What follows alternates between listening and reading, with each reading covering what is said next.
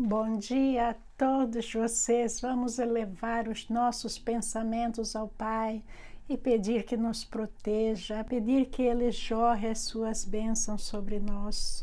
Nós o glorificamos, meu Pai. Nós o damos graças hoje e sempre, pedindo a sua sabedoria para aprender e explicar a palavra de Deus corretamente. Amém. Hoje é dia de nossos passos com Deus e nós vamos fazer a revisão de Atos 23. E a nossa pequena discussão de hoje é oportunidade e consciência. Veja que um senhor saiu à noite e levou o seu cachorro para caminhar. E daí ele estava andando em uma rua, ele achou uma carteira. E nessa carteira tinha algum dinheiro. Ele olhou de todo lado, não viu ninguém, pegou a carteira, retirou o dinheiro, pôs no bolso e jogou a carteira onde estava. Foi para casa, todo feliz, achando que ele tinha feito uma ótima descoberta.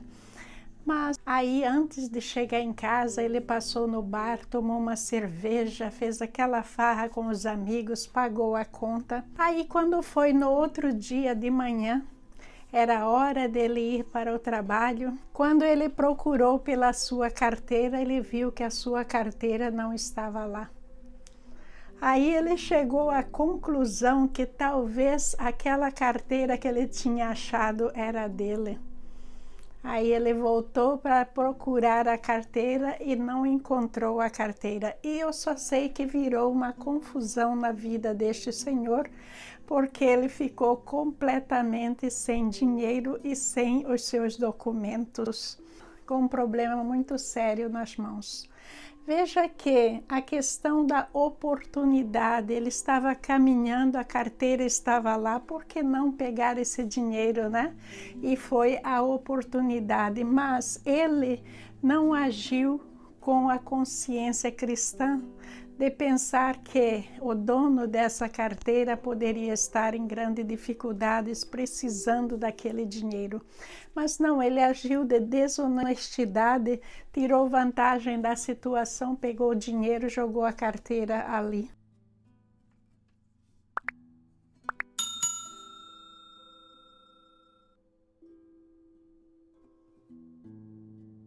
Muitas vezes nós agimos no impulso da oportunidade e nós nem prestamos atenção na nossa consciência, mas essa consciência ela vai retornar para nós com o tempo. Muitas vezes não naquele momento, mas Deus vai mostrar para nós que nós estivemos errados e aquilo vai voltar na nossa cabeça e nós vamos ter que pagar por aquele pecado que a gente cometeu na oportunidade. A questão da consciência eu analiso como saber com. Cada um sabe consigo mesmo de algo, mas veja que esse saber com é também saber com Deus. Muitas vezes, como no caso desse rapaz, ele não considerou que ele estava fazendo algo errado, mas foi a oportunidade. Quando ele descobriu que a carteira poderia ser dele, que ele tinha gastado todo o dinheiro, aí com certeza ele começaria a se questionar se aquilo que ele estava fazendo era realmente correto, se Deus o havia punido, por que que isso aconteceu, por que é que ele fez isso. Então veja que a consciência vai agir como um alarme na nossa cabeça, que vai ficar batendo, batendo, batendo aquele pensamento. É como se o Espírito Santo estivesse nos dizendo para nós chegarmos à conclusão que nós erramos, nós temos que arrepender e não fazer isso mais. Não sei se vocês conhecem uma famosa história do rei Saul, em que ele estava procurando Davi para matar. E ele estava com uma tropa de 3.000 homens atrás de Davi. Mas aí, um certo dia, lá no meio do mato, eles viram uma caverna. O rei Saul entrou dentro dessa caverna para fazer as suas necessidades.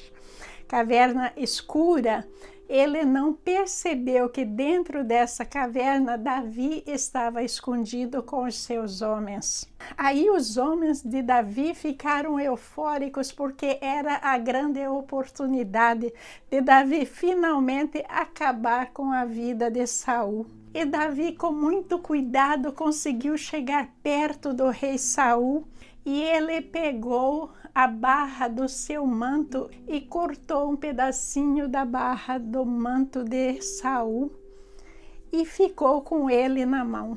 Davi era um homem honesto que tinha aprendido com os seus erros já a não fazer as coisas erradas.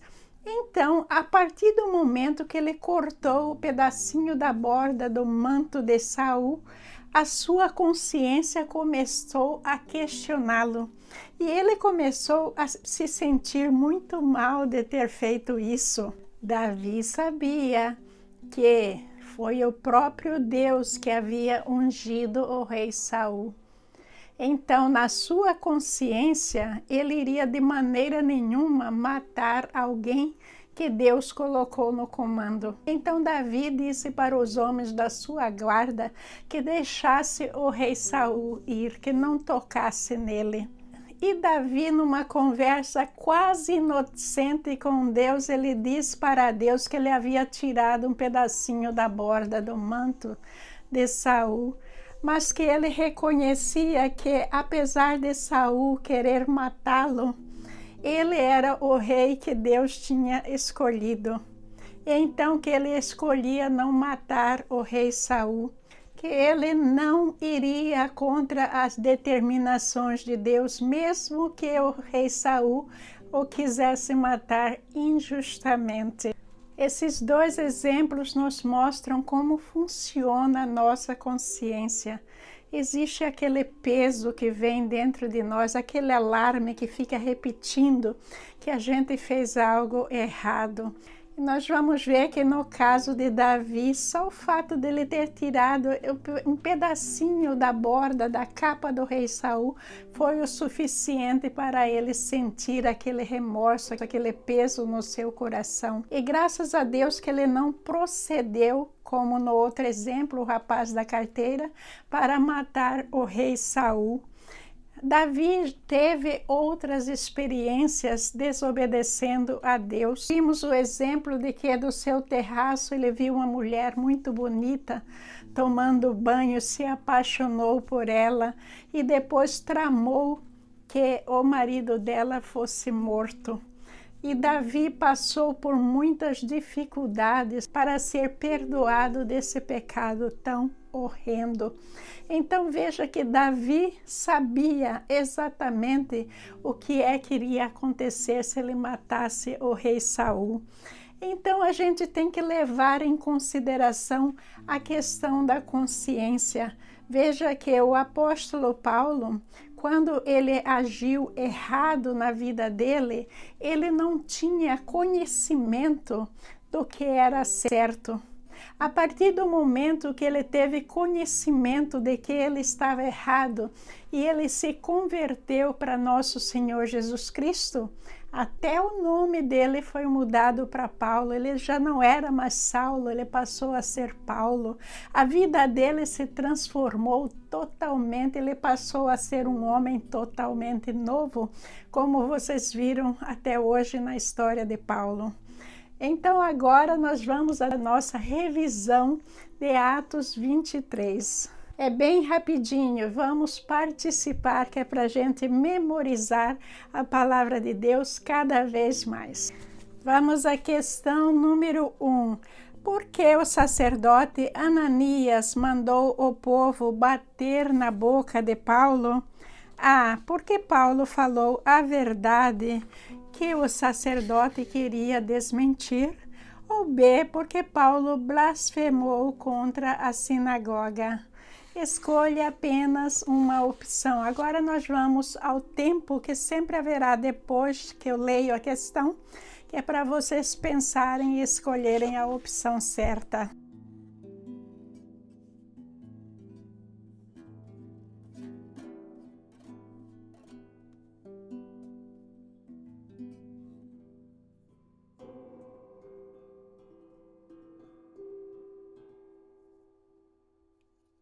resposta correta é a porque Paulo falou a verdade que o sacerdote queria desmentir.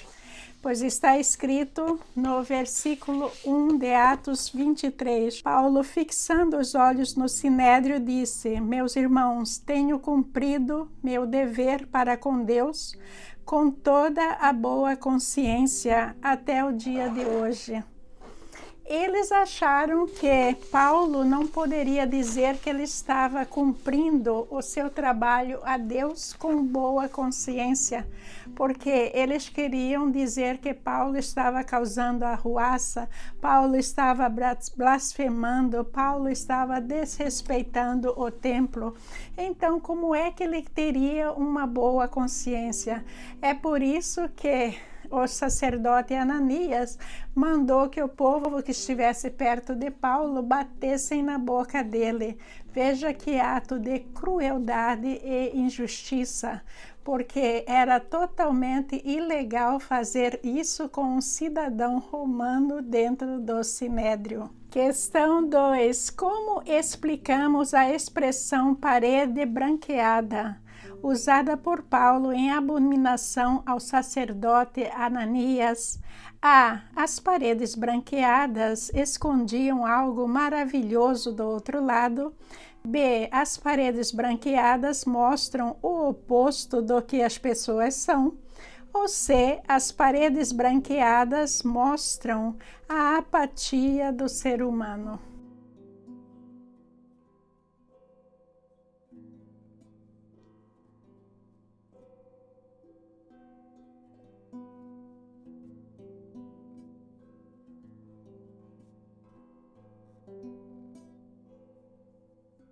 A resposta correta é B. As paredes branqueadas mostram o oposto do que as pessoas são.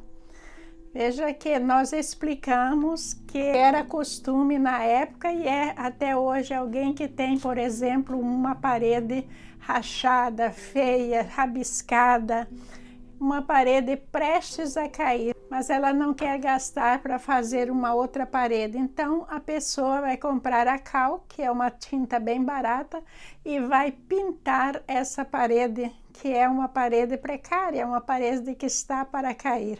Aparentemente, a gente vê a parede branca, ela está muito melhor, está boa, mas na realidade, aquela parede está condenada.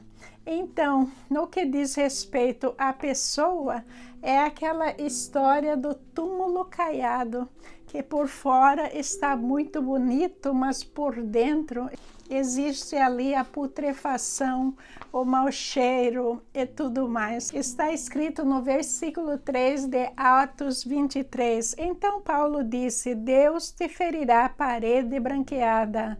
Estás aí sentado para me julgar conforme a lei, mas contra a lei me mandas ferir? Questão 3. O que o comandante da fortaleza em Jerusalém fez ao saber que os judeus armavam uma emboscada para matar Paulo? A. Colocou Paulo num calabouço. B.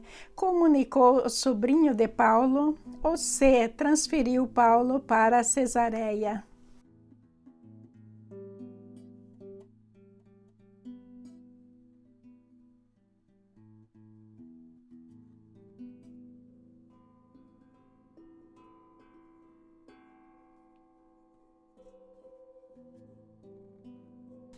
A resposta correta é C. Transferiu Paulo para a Cesareia. Vamos ver o que é que está escrito no versículo 23 de Atos 23. Então ele chamou 2 de seus centuriões e ordenou-lhes: preparem um destacamento de 200 soldados, 70 cavaleiros e 200 lanceiros, a fim de irem para Cesareia esta noite às 9 horas. Questão 4 e é a última questão. Por que o comandante da fortaleza prendeu Paulo?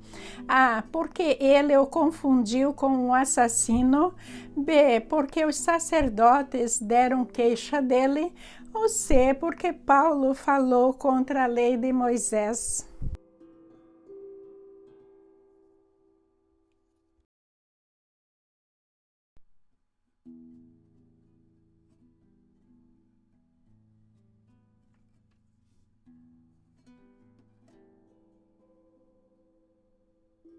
A resposta correta é A, porque ele o confundiu com um assassino. Ele confundiu Paulo com um egípcio que causou uma rebelião e levou para o deserto 4.000 assassinos. Então, quando o comandante Lísias viu toda aquela parafernália, o povo agarrando Paulo, querendo matá-lo, ele pensou que o povo havia agarrado esse assassino. Então, por isso, ele prendeu o apóstolo Paulo. Leitura do versículo 27 de Atos 23. Este homem foi preso pelos judeus que estavam prestes a matá-lo quando eu, chegando com minhas tropas, o resgatei, pois soube que ele é cidadão romano. Leitura de Atos 21, 38. Não é você o egípcio que liberou uma rebelião algum tempo atrás e levou consigo ao deserto 4.000 assassinos? Eu disse para vocês que era rapidinho e muito fácil. Espero que vocês tenham acertado todas as questões. Se não acertou, não tem importância. Vamos rever o capítulo, vamos também rever o vídeo, se possível. Não se sintam mal de ter errado, isso aqui é uma revisão que é para a gente gravar. Muitas vezes errar até é melhor, porque daí a gente vai gravar a resposta correta com mais facilidade. Muito obrigada por sua participação, pelo seu tempo valioso. Muito obrigada por estar participando dos nossos estudos no grupo Vida Boa, que pertence à Igreja Vida Boa. Que Jesus os abençoe abundantemente hoje e sempre. Bom dia, meus irmãos, muita paz.